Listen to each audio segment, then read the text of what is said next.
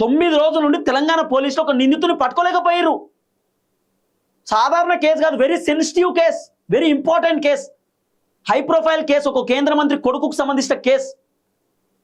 కేంద్ర మంత్రి కొడుకు దొరకలే అన్నారు పోలీసులు.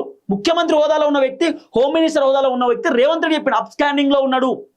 ఏడ వారిపోలేదట, మళ్ళీ ఏడో హైదరాబాద్లోనే ఇక్కడ ఎక్కడో ఉన్నాడట బండి సాయి భైరత్. ఎంత ఘోరం. మళ్ళీ పోలీసులు మేము పట్టుకున్నాం, మేము అరెస్ట్ చేసినాం అంటారు. కేంద్ర మంత్రి ఏం చెప్తున్నాడు? నేనే అప్పగించిన, నేనే విచారణకు హాజరుగమ్మని చెప్పిన, నేనే నా కొడుకుని పోలీసులకు అప్పచెప్పిన అనే మాట చెప్తున్నాడు. మరి ఎవరిని నమ్మాలి? బండి సంజయ్ వాళ్ళ కొడుకుని స్వయంగా పోలీసులకు అప్పచెప్తే పోలీసులు ఫ్లాప్. పోలీసులు బండి సంజయ్ కొడుకుని కనుక అరెస్ట్ చేస్తే సూపర్, నిజంగా సూపర్. అలా లేట్ అయినా కూడా పోలీసులు ఖచ్చితంగా కేంద్ర మంత్రి కొడుకైనా సరే పట్టుకున్నారు.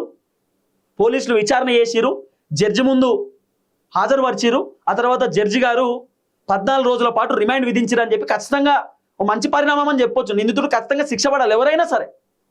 ఎవరు తప్పు చేసినా, రేపటి రోజు నేనేమన్నా చిన్న తప్పు చేసినా పెద్ద తప్పు చేసినా నేనైనా సరే శిక్ష అనుభవించాల్సింది కదా, తప్పదు కదా, ఎవరికైనా అంతే కదా. కాబట్టి అసలు పోలీసులు 9 రోజుల పాటు ఏం చేశారు అనేది క్వశ్చన్ మార్క్. అమ్మాయి 8వ తారీఖు కేసు పెట్టింది. 9, 10, 11 రేవంత్ రెడ్డి డీజీపీ సార్కు ఫోన్ చేసినప్పుడే, ఆ రోజే యాక్షన్ తీసుకుని సిట్ అధికారి విచారణ చేసినప్పుడు, సిట్ అధికారి ప్రెస్ మీట్ పెట్టిన రోజే బండి సాయి భైరత్ని దేవులాడి అరెస్ట్ చేస్తే ఎంత మంచిగుంటుండే గవర్నమెంట్కి తెలుసా? రేవంత్ రెడ్డికి ఎంత పాజిటివ్ ఉంటుండే తెలుసా? 2-3 రోజులనే కేంద్ర మంత్రి కొడుకైనా సరే రేవంత్ రెడ్డి అరెస్ట్ చేసిండు, అరెస్ట్ చేసి విచారణ చేస్తుండే మంచి పేరు ఉంటుండే. ఈ కేసులో ఫస్ట్ అరెస్ట్ చేస్తారట, ఆ తర్వాతే విచారణ చేస్తారట. కానీ ఒక హైడ్రామా వాతావరణం కనబడ్డది తెలంగాణలో.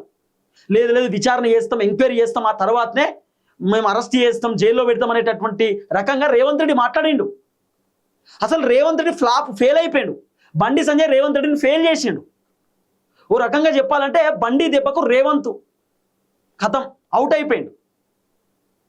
బండి సంజయ్ రేవంత్ రెడ్డిని దెబ్బ కొట్టిండు. ఇప్పుడు రేవంత్ రెడ్డి చెప్పిండు కదా మీటింగ్లో, ఒక ప్రోగ్రాంలో, కేంద్ర మంత్రి పదవిలో ఉన్నావు, నీ కొడుకు నువ్వు అప్పగించు అంటే రేవంత్ రెడ్డి ఏమంటున్నాడు? నీ కొడుకు నువ్వే అప్పగించు, మా పోలీసులు తిరగరు, మా పోలీసులు దేవులాడరు, మా పోలీసులు దొరకబట్టనన్నా అర్థం ఏందన్నట్టు అర్థం. అంటే పోలీసులకు కాదన్నా, పోలీసులతో కాదు విచారణ చేయడమన్నా, లేదా పోలీసులతో కాదు బండి సంజయ్ని దొరకబట్టడమన్నా, ఏంది అర్థం ఏంది? ఒక హోమ్ మినిస్టర్ హోదాలో ఉన్న వ్యక్తి మాట్లాడాల్సిన మాటలా? పోలీసులు తలుచుకుంటే 2 గంటలలో నిందితుడు ఏ బొక్కలో దాక్కున్నా బయటికి తెప్పిస్తారు పోలీసులు, బయటికి తీసుకొస్తారు, లాక్కొస్తారు పోలీసులు. పోలీసుల దగ్గర చాలా ఎక్విప్మెంట్స్ ఉంటాయి. సిగ్నల్ తీస్తారు, సిడిఆర్ తీస్తారు, కాల్ డేటా తీస్తారు, వాళ్ళ దోస్తులను విచారణ చేస్తారు, వాళ్ళ ఫ్యామిలీ మెంబర్స్ని విచారణ చేస్తారు, ఎక్కడున్నారు ఏం కథ అనేది పోలీసులు దేవులాడగలుగుతారు. కానీ 8-9 రోజులైనా బండి సాయి భైరత్ దొరకలే. ఆఖరికి సాయి భైరత్ పోలీసులకు లొంగిపోయింది. ఏంది తెలంగాణలో పరిస్థితి?